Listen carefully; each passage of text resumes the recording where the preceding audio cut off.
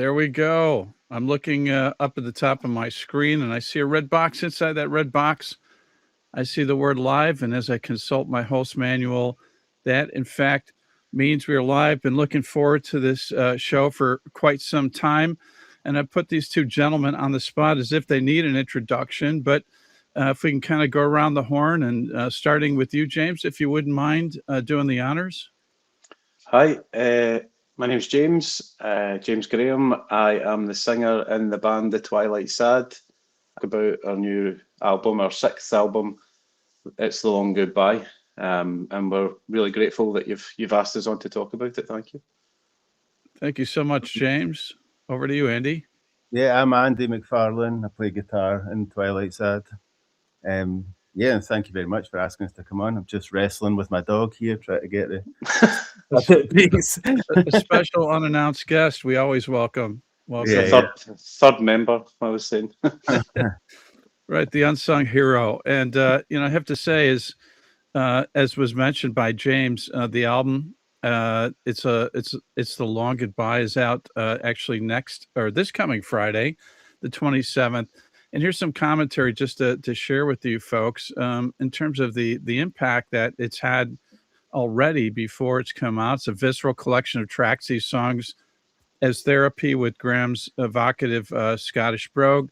Also the capable of sounding tender and threatening against Andy's turbulent guitar. That's from The Guardian. Also commentary yields the most powerful version of the band's cathartic sound world, a transcendent blend of New Order, My Bloody Valentine, and The Cure, summoning bright light from the heart of darkness. Robert Smith's proteges have done him proud. That's from Mojo, and they, of course, issued 5-star rating on this album. And last but certainly not least, pristine, unrestrained alternative rock symphonies. The record is very much about Andy's orchestration of the grand, dramatic, and often raucous guitar sound alongside singer James' spirited, dredging lyric honesty. Their best album yet, and that's from Record Collector, 4 stars. That's just a few of the glowing reviews. And did I mention 7 years since the last album? Fans, it's been a long wait, and these guys have delivered. So buckle up. Let's kick this show off. Brad, if you would, let's roll the video.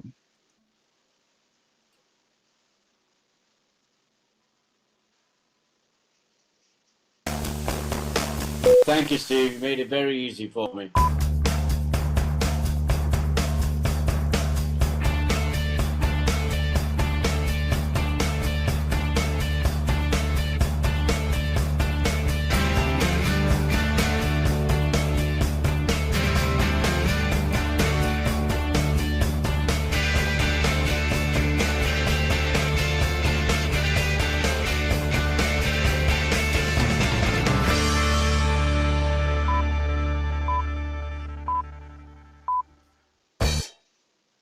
My adrenaline was already ramped up, but that intro just helps take it to one level higher.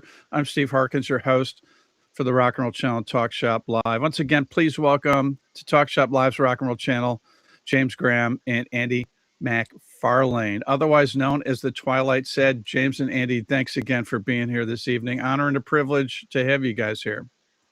Cheers. I can see we're in good company by everybody else you spoke to there. That's amazing. That you are. Yeah, the bar's set pretty high, and you guys that will deliver for sure. Where do we find you guys this evening? Andy? Yeah, I'm in London at the moment. I'm in the northeast of Scotland, in between Aberdeen and Dundee, in a small wee village. Well, I hope there's at least a few rays of sunshine peering through, although probably not at 7, maybe. It's about 7, is it not, about that time? Yeah, it is here. It's been a pretty rubbish day here, to be honest. Oh, sorry, I brought it up. My apologies, James. It's Scotland. That's what makes us who we are. Fair enough, for sure. Yeah, and listen, I just want to tell the fans, too, if you'd like to ask the Twilight Sad a question or you have a comment, please use the chat function. We'll get to as many as possible. And I'd like to first say that you guys are, considered to be entertainers, and that's certainly a fair statement. But I have to say, particularly in today's somewhat challenging and contentious times, what you do is extraordinarily important, especially now, and you bring people together through your message and your musical art. In particular, this album, I think, will serve as a really important one. So, thank you for what you guys do. Yeah. Cheers. Thank you very much for saying that. It's really, really nice. And I wonder, can you share with us, for those that may not be in the know, the origin of the name, The Twilight Sad? I'll let you do that, Andy. Back to you, Andy. No pressure. Yeah, from a poem called, oh, I forget what it was called, but when Sleep Mothered. Oh, no, I know the line. It was a Wilfred Owen poem. yeah, it was a Wilfred Owen poem. Yeah, and it was just basically we had a gig coming up and we needed a name, and the drummer came up with that one, and we're like, right, that'll do. I think he must have been reading it in school or something like that. You know, it's just always think it's cool to have a reference point of sorts. You know, but yeah, we just needed a name. It's not the best of names, but it's there.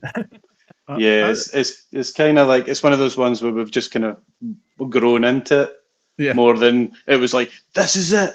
Yeah. This is it, Andy. This is it forever. And like, yeah, it's the one thing that's weird is it does everything about our music and our artwork and everything we do is very linked. You know, like we like to make sure it's all connected.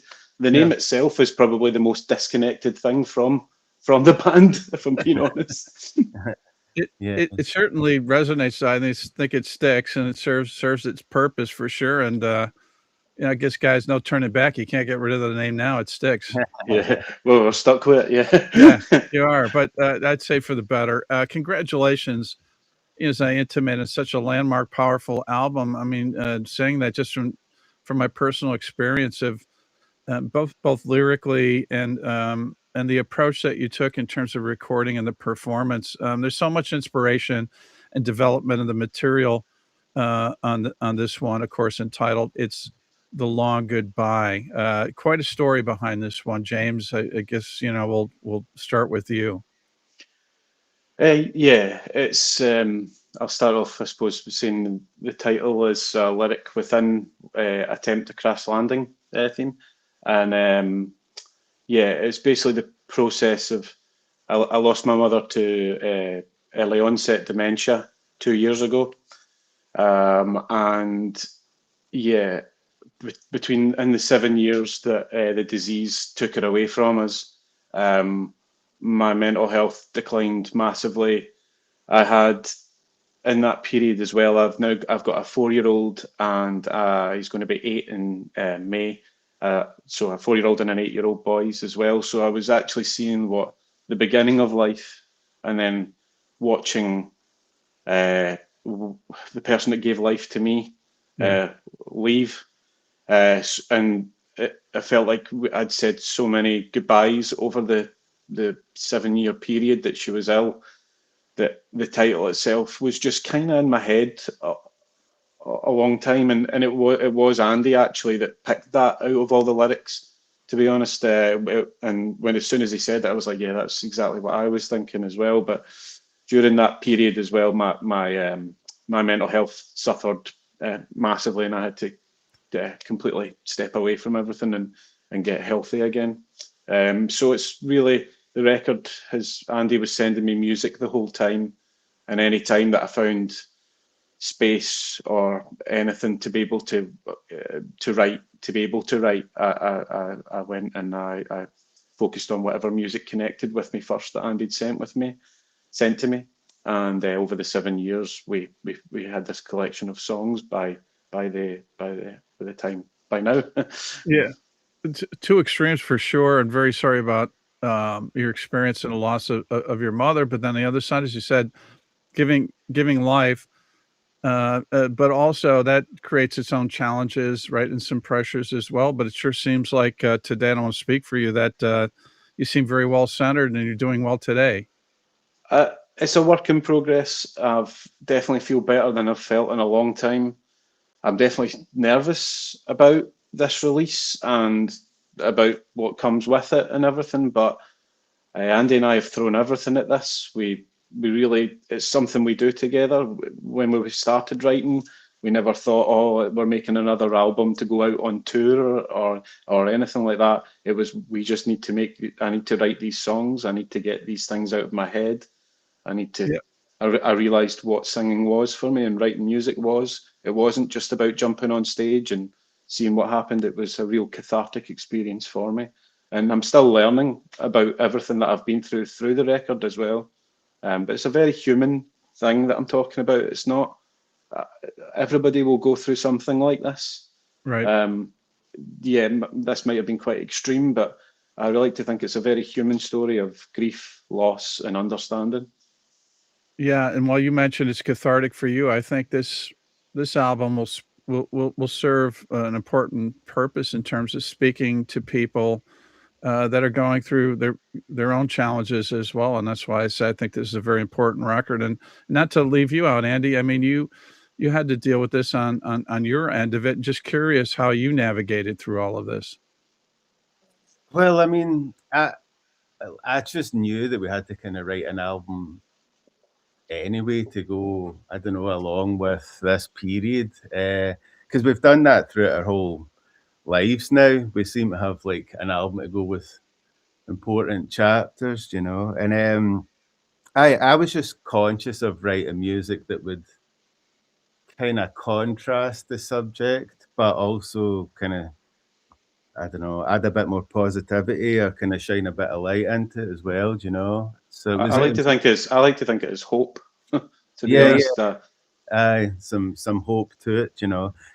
Yeah, just to kind of show the other side of it, so it's not all kind of down, you know. And I was just conscious of that, and it just basically anything I was saying to James, because we did write a lot of songs for it, it all just clicked like immediately, you know. You Yeah. could tell it was like a really coherent body of work. Yeah, and it was just kept just sending tunes and tunes, like we've got loads of them from Yeah. that period, Yeah. because there was just so much to get out, you know. My observation too, I think, which is it's really interesting how your both of your contributions mesh together, but they're coming kind of from different angles, as you said. You know, more uplifting on the musical side, and you know, dealing lyrically with some of these challenges. And you know, you would think when you describe that they would conflict, but not the case with this album. Somehow magically, and that is the power and the magic of music, right? You guys clearly have chemistry. It's undoubtedly so, and this album really proves that because you're coming from different angles and it meshes together as a cohesive project. yeah. And the thing is, as well, Andy's my friend as well. Like, we went to school together. Yeah. So if there was anybody that I was going to be completely honest with and throw everything at, it was, I wouldn't say it was easy to give to him, because you also don't want to worry your friend when you're Right. sending things like that. But yeah, Andy himself's been through a lot of similar feelings that I've had as well. Like, we are different people. Like, sometimes we're like yin and yang, but we still, hopefully, we're still friends. But like, it really, as a friend, it felt me he was writing this music to pull me through this as well. You know, it was, to me, that's what it felt like. It was something that I had to grasp onto to really try and get through this horrific period in my life. Yeah. Well, Andy showed up. I'm going to go on a limb and say you're still friends, but Andy, you can complete the thought. Not fair for me to say. Yeah, we've got lots of touring to do, so we need to, you know. Yeah, he's keeping me sweet now, and then by the end of it, he's like, "Ah, fucking, I hate you."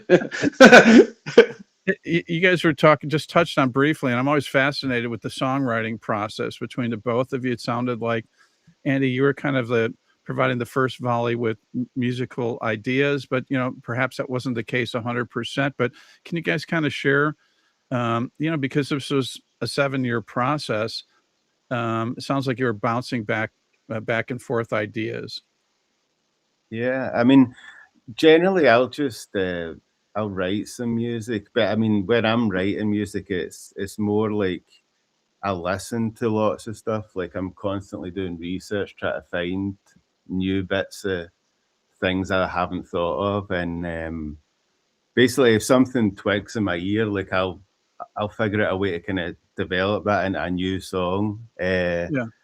and then yeah, and then I'll just kind of map something out and send it over to James, and then when James will come up with something pretty quickly, it takes me ages to kind of figure out something that I like. And then it just starts from there. The second James sends something, I can just bounce off that, and it's just snowballs, Yeah, I appreciate that insight. And James, from your perspective, Yeah, I don't.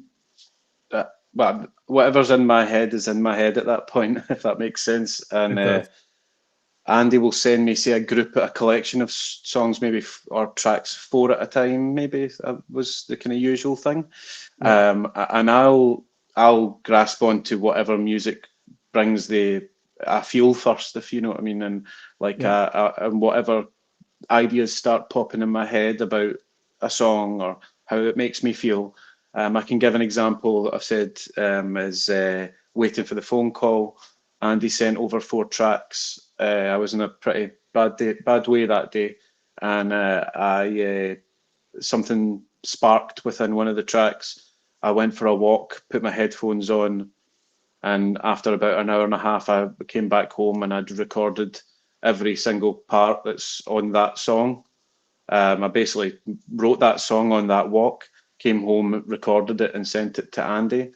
And it was literally just what was coming out, what sparks the thought in my head or the feeling, and I'll go with it. And yeah, with that song especially, the story was there in my head before I even realised it was becoming a song. If that makes Yeah. sense. Yeah, I appreciate that insight as well. Now this was recorded in London, Battery Studio, and for those that aren't in the know, many should be. This studio is seeped deep with past recordings by none other than the great band The Cure, which I think is important to note. And Robert Smith of The Cure is so important to you both, I guess, personally and professionally. Fair to say? Definitely. Yeah. I mean, he's been such a huge help, and for like, I don't know, it's like nearly 15 years now, like taking us away, just giving us advice, whatever, But like Yeah.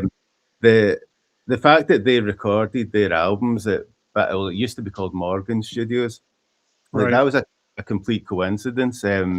We didn't realize that when we booked it, and then we were going through the demos with Robert and Mike Hedges, who did the Yeah. early Cure albums, and we said we were recording there, and they were like, "Oh, that's where we did the first 3 albums," and How ironic, right? very Crazy. strange. Yeah. And then, obviously, like loads of other things as well, like Zeppelin as well, Black Sabbath, McCartney, his first Stone Roses album. It's like endless history up there. So yeah, I mean, that's a very cool place to go into, but And the also, desk. oh yeah, and Desk. the desk was the same desk that was used to record Nevermind the Bollocks and London Calling. Yeah. Wow. And an album as well. So there was just like loads of history around, Yeah. Did you find that inspirational, knowing that it was kind of, had that history? Yeah, definitely. Yeah. I mean, there was like, because it's also Flood in Alan Moulder's studio, so it's there was like synths from Violator, Depeche Mode stuff, like 9 Inch Nails things there as well, and Right. it's like, yeah, it does all kind of seep in, It's like, because it's just, it's insane. Like, And Alex from Mogwai played bass and other things on the record, and he's a Yeah. he's a bit of a whiz kid. Yeah. And there was what was it, Andy, a synthesizer from Violator that none of the people in the studio could get working again, and Alex saw that as a challenge and Yeah. got it working. And I think it's on Waiting for the Phone Call actually. And I think when we got it on, we were like, yes, just a bit, just so cool to have something like that from that record as well. It's so amazing. I love that. And James, this album was produced by Andy. Well, from your perspective as a vocalist and as a performer, what did he bring to the table? And I'll also add, just from on the outside looking in, always marvel at, you know, producers who take the approach of letting the songs, you know, serve themselves. In other words, not being overproduced, and it feels like, you know, the production feels just right. You know, there were opportunities, I think, with some of these songs where he could have easily, and it could have easily suggested layering in additional tracks, which I think would have probably smothered the process. But not to put words in your mouth, what was it from your perspective in terms of what he brought to the table for this album? Personally, I write words, melodies, I sing melodies, and like, yeah, that's what I do in the band. So I can't play anything. I'm not musically minded as far as like playing or anything. I have no rhythm. I once got an egg shaker taken off of me. That's how bad my rhythm is. So I can really look at what Andy does as a fan and a complete novice, if that makes sense. I've done six records with Andy now, and countless EPs and songs and things. So I don't know how like corny this sounds, but like I am a fan of Andy, and when I get that music through, it feels like a gift. And when I hear the work that Andy's put in this record is unbelievable. And to sit and watch him in that studio, surrounded by people that really wanted to make this record as good as it could be, and like the caliber of engineer and mixer and everything. And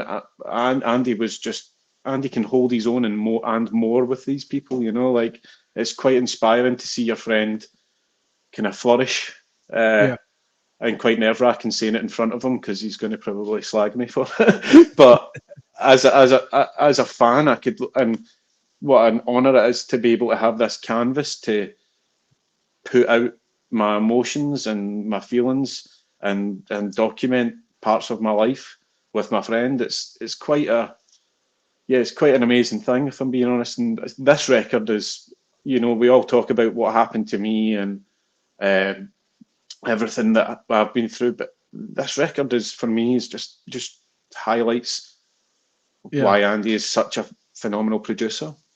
Yeah, Andy, no pressure. Boy, talk about high praise, but I'm not surprised to hear this. I'll get to that dinner later. Give me it back. There we go. That's why we kept you separate. Just so, you know, no fists are flying or anything. I think it's more like high fives are warranted. But from your perspective, you know, the topics, the tone of the lyrics, I think were you know, kind of a new dimension for you. Did that impact how you approach the production? Not really. Actually, well, I mean, I've said this before. Like the lyrics, I hear melodies over lyrics. You know, I kind of leave lyrics up to James. The lyrics don't really kind of go into my ear as much as the melody does. But Makes like sense. when it comes to the actual production of the vocal, I would say that Andy Savers, who engineered the album, was probably like just as much as credit to that. Like, he did a brilliant job. Like, just like getting the performance. I mean, James is obviously tremendous singer. I'll take that tenor back again. There we go. Back to you. Back to you, James. Okay, thanks. That's enough, Andy.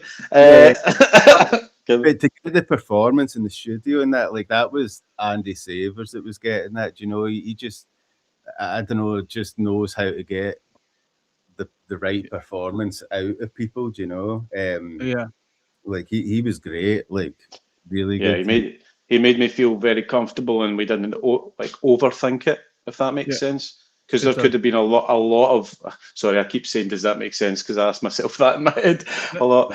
But like, I think he just like saw it. We got to work. You know, it wasn't, let's not just, these emotions, these feelings are here. Get them out of you.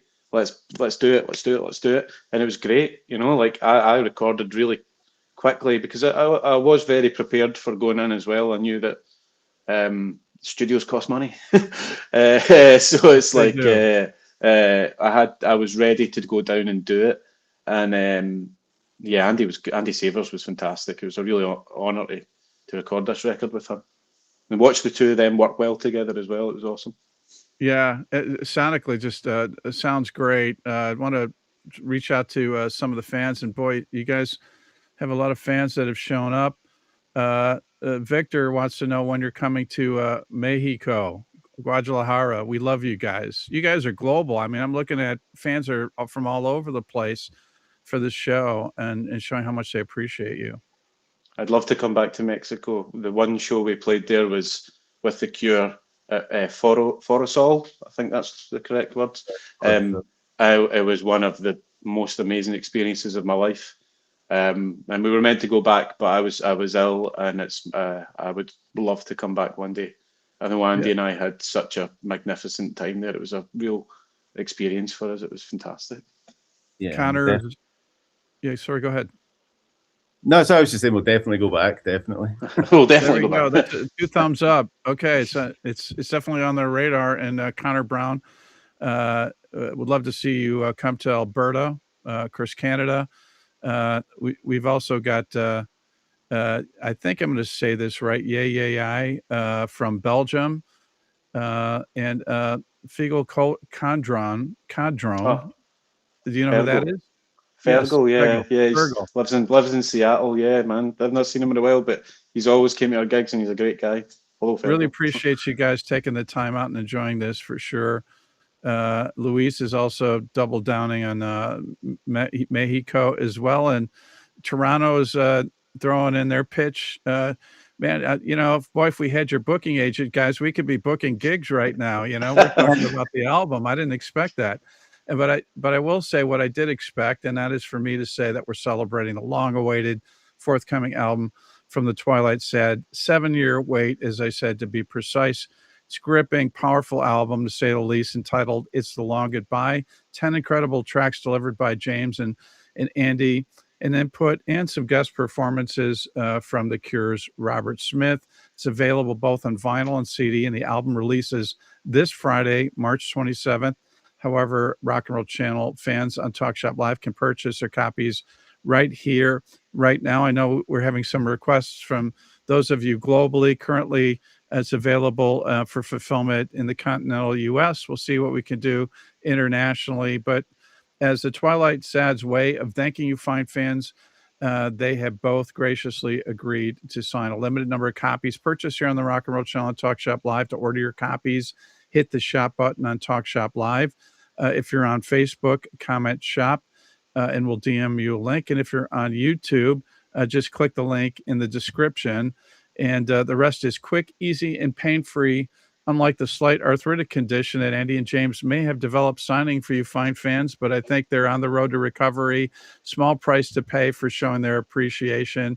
And in all sincerity, these are limited quantities, so purchase the copies now. They're going to be sold out, I guarantee you. And there's no greater way to show how much you appreciate the Twilight Sad's artistry than by owning a copy of their latest brilliant musical body of work. Now, getting away from it all, dramatic, wonderful opening track, just to cite some of the lyrics, and we slowly watch you go.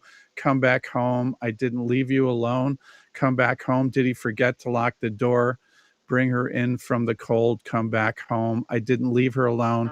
Bring her in from the cold. I mean, this one, clearly right out of the gate felt personal and somewhat autobiographical, which is pretty much in keeping with the theme here.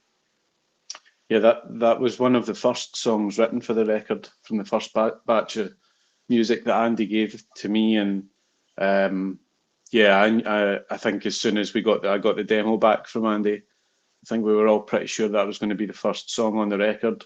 Yeah, it's still I got to sing it like with a live band for the first time like a couple of weeks ago, and it hit me like a ton of bricks, but in the best possible way. It's one of the most important songs I've ever written, and I think it just sets the tone for the full record.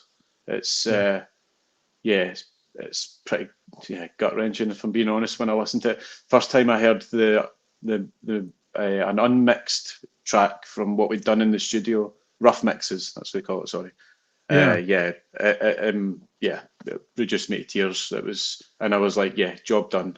That if that's still making you cry, then you're doing all right.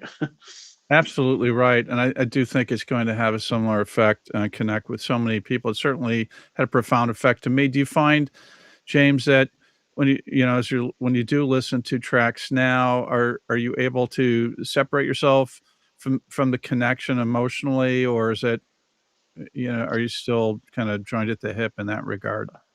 Yeah, yes and no. Yeah, it's still very raw. It's only been 2 years and since my mum left, and as I say, personally started to feel like I'm on a road to feeling better myself. Yeah, But I am finding within the record, because a lot of the things were quite hazy at the time. I was on quite a lot of medication. I was lost, to be honest, and I was in a bad way. So finding out, like looking back at these songs and now, and actually I've listened to the record quite a lot. I'll probably stop listening to it on Friday when it's out. I can always do that. This is mine until it's everybody else's. yeah, So I've been listening to it, and I've been understanding where I was and why I don't want to be back there. And yeah.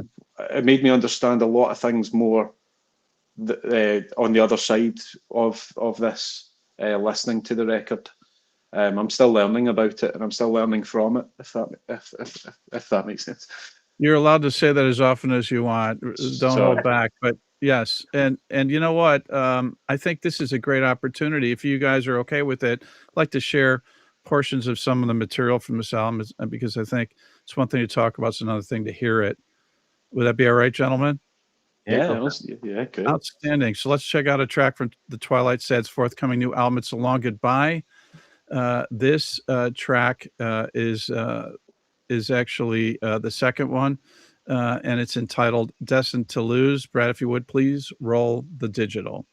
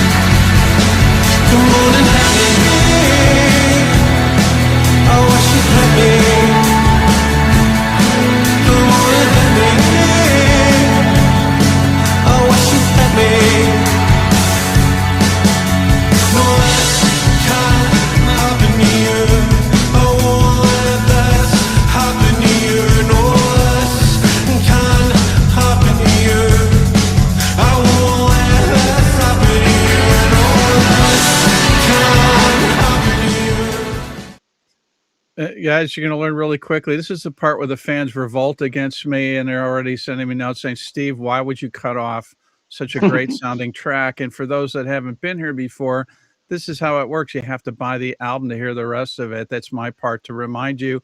But I can assure you the second half of this track is just as powerful as what you heard. Passionate vocal performance, powerful instrumentation, both the arrangement and production.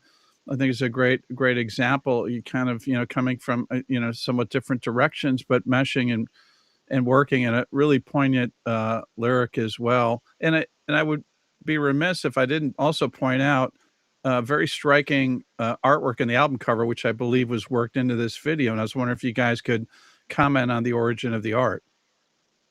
Yeah, I mean, that's Dave Thomas, our artwork guy, he's done it for everything from the start, you know. But the main thing we wanted this time was to just it to be so colorful, basically. Like if you walked into a shop, you would see it from the other side of the shop, basically. But yeah, and to have like paint in the go as well. And we wanted to have that kind of animated feel for the videos instead of having like actors or whatever. So just so everything was all just tied in, kind of mushing together. But yes, I mean Dave was working with an animator, doing all that kind of thing. Yeah, and it's I think we're going to try and use some of those visuals for when we play live as well, like projected onto us, hopefully. And I think it's the first we haven't done. We're not great, and we're not big on music videos. I don't know even know if the world's big on music videos anymore, to be honest. But this album specifically didn't really feel like it needed us performing, or like I think it just needed a visual representation to guide you through the song instead of a, you know, like that kind of thing. Yeah. Good call. It serves its purpose for sure. Yeah. I think it absolutely works. And Gilded ALM saying, love all the artwork. Steve Valeric is saying its artwork has been amazing since day one. And Andrea's just, throwing me a little love dart, just saying that you toy with our emotions. I think when I cut off these tracks, oh, jail for 1,000 years for me. I'm going to go first before I turn myself in, if that's okay, Andrea, but I appreciate your sentiment and I understand. Ben Stocks is saying so good. And Super Fluoro is also saying looking forward to getting his or her hands on the album on Friday. And Chrissy Marie is just saying my statement regarding how powerful the instrumentation was an understatement. And I appreciate you sharing that, Chrissy. So if you can give me a word that I can replace that with, I will be happy to do it. That was all I could come up with on short notice. And I may have fallen a little flat on that. So thanks for sharing that. Designed to Lose, passionate vocal performance, as I said, but I'm not going to say powerful until you give me another word. I'm going to come back to that later. Let's check out yet another great track from the Twilight Sad's forthcoming new album. It's The Long Goodbye. And we have so many great, passionate fans that are continuing to show up for the show. And thank you for that to everyone. Here is Attempt a Crash Landing theme. Another great track. Brad, if you would please roll the digital.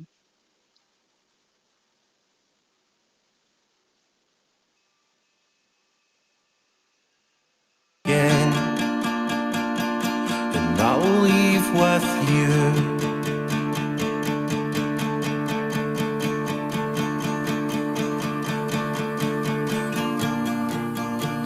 We're dealing with the dark again, and this time we'll lose.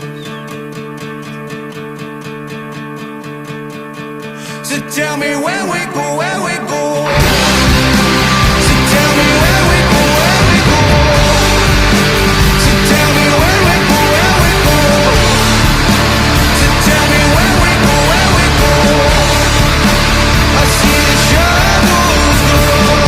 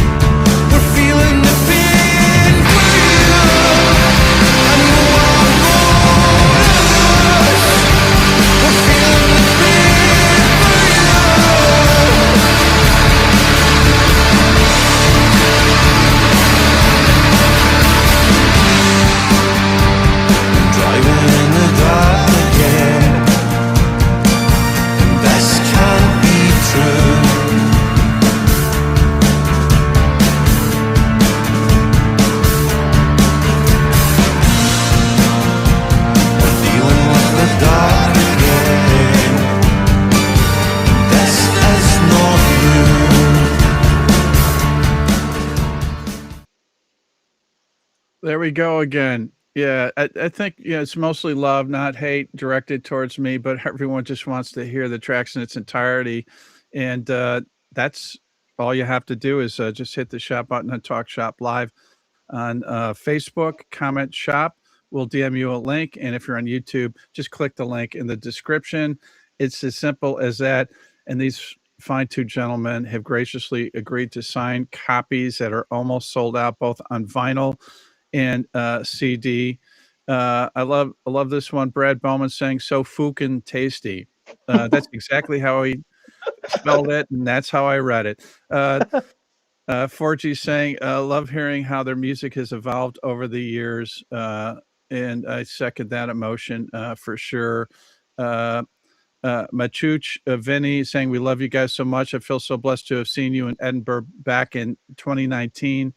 Looking forward to the next live gig and to this amazing album. And let's see here. I'm going to replace my commentary, I think, with a recommendation that I got from our new fan here, who said, you gave me a word, I think, to replace with powerful, and that's Chrissy Marie. I'm going to use it for this one, and that is epic. Good word. Attempting a crash landing. Just love this track across the board. Killer production and passion vocal. Really great lyric as well. And, guys, this one really spoke to me. Kudos. Just such a great track. Thank you. Yeah, it was one of the first ones again from the first batch of demos. I remember I was living in Glasgow at the time as well. Yeah. For me, half of the record was written in Glasgow, and then half of it was when I moved up to the northeast. So again, different stages of the 7 years and what happened, but it was quite instant for me, that song. I think I had to convince Andy a little bit more, but I think he likes it now. But it was definitely, and there's a few other people that song was the most instant right away, and it was strange to me because I thought there was like more, I don't know, hooky songs and things like that on the record, but this one really seems to have, I don't know, hit a nerve with a lot of people, and in a good way. Absolutely. And I'm really happy because it was one that really, when I heard it, I was like, the record was starting to take shape. Like when those first two songs were there, the Get Away From It All and Attempt to Crash Landing, I knew that we were on to something, but then shit hit the fan. Yeah, we get it for sure. Andy, what say you? Are you drinking the Kool-Aid on this track now? Yeah, I do. Like, it's a fun one to play now, actually. I don't know why. I just figured it would maybe go on the next album or something, or I don't know, or it wasn't quite finished, but I actually really like it now. It's a fun one to play, and I got to play like Stooges piano on it. It's only so I got to play the full album. Nice, I love that. This is from Grumpy Record Collector, who's actually pretty happy right now, stating been some incredible singles running up to this album. And Gary G, thanks so much. And stated the track title change. I seriously thought I had to wait for the next album. Well played. And also hello everyone here from Brazil. We love you. Great job on this latest release. And Ginger just commenting that she also loves this track. And it's my, again, reminder just to let everyone know, 10 incredible tracks delivered by James and Andy, and input and some guest performances from The Cure's Robert Smith to boot.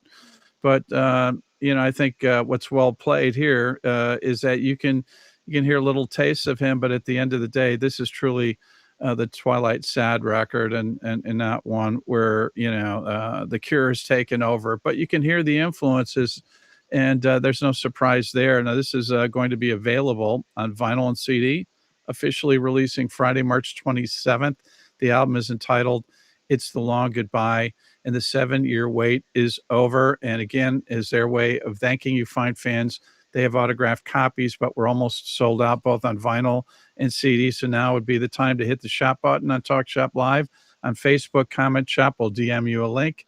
And on YouTube, you just have to click the link in the description, and the rest is quick and easy. And again, there's no greater way to show how much you appreciate this brilliant new work from the Twilight Sad than by owning your very own copy of it. That's how you vote your appreciation, ladies and gentlemen. Let's check out one additional track from the Twilight Sad's forthcoming new album. Here's Waiting for a Phone Call. Brad, if you would, please roll the digital.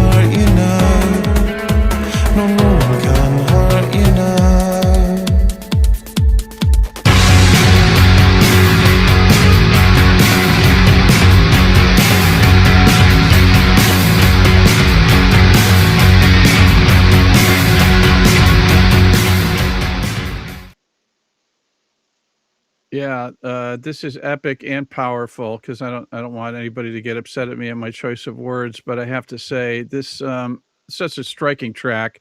Guitars provided by Robert Smith, sitting in the front seat, head in my hands, waiting for the phone call, telling me that you're gone. I mean, it just speaks volumes. You can feel it. And no spoiler alert here. I don't want to give away the ending of this one, but that really had an impact on me as well. Great track, guys. Thank you very much. Cheers. Yeah, that song's definitely, for me, it was Andy and I, when we were talking about reintroducing ourselves to everybody again after 7 years, this was the song that we knew we wanted to put out right away first, because it felt like it was pushing the band's sound forward whilst staying true to who we are. And do you know, I playing this song is one of my favorites to play. I can't wait to play it in front of people. Last week when we were playing it, I was getting goosebumps and things like that. It really, it's going to suit the live performance so much, and it's one of my favorite songs we've ever done. Yeah, you could definitely hear how great it's going to lend itself to a live performance for sure. I just want to get in that you're getting a lot of votes to come to America. I know there's no dates yet, but Patty is voting from San Francisco. We got Oregon. Brad saying you're absolutely brilliant in the States. Please come see us again. So there you go. Where's that booking agent? We got to get him on the case here, guys. But you don't have to make excuses for them. They make money when they book you guys, and I'm counting on you guys coming over here. No pressure. The ceiling. I'm glad somebody's making money. No, I set you up for that, didn't I? Yeah. Yeah, you had to pick this profession, the wonderful music business, right? I've told my two sons they've either to be lawyers or something else. You're not doing this. Yeah, not even a discussion for sure. It is a challenging profession, to say the least. One that sometimes I think chooses you, versus the other way around. And but we're thankful nonetheless that you're sharing all this great music. The Ceiling Underground powerful imagery, wonderful dynamics musically too on this one. And why does it feel like this? Why does it feel like nothing is real? Sealed with a goodbye kiss. My head is full with more things to miss. Will you dream with me? Lock the door so no one can see.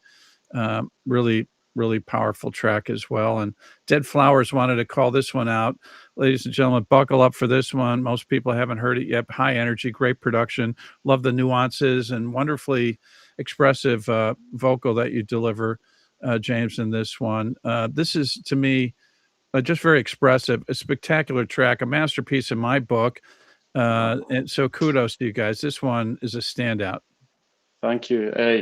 Yeah, that really kind of feels like the centerpiece of the record for me. It feels like as the first half ends, this kind of it paves the way for the rest of the record. But Yeah. it's definitely one of the longer songs on the record. A big noisy. I suppose the word you've used the word before, epic. I think we were practicing this song a lot last week, and it was when we were nailing it. It's like, yeah, it's massive. It's absolutely huge, to be honest. So, yeah, Andy's guitar sounds massive on it, which was great. I think he's going to melt some faces with it. You're exactly right. They'll be scraping me off the wall when I check it out live for sure. But hopefully no harm done. But that's okay. Small price to pay to experience it live. Tron keys provided by Robert Smith. Can you share with us what that means? I have no idea what it means. I'm glad. Okay, we're all in the same camp. I know that he Moving- called it Tron keys.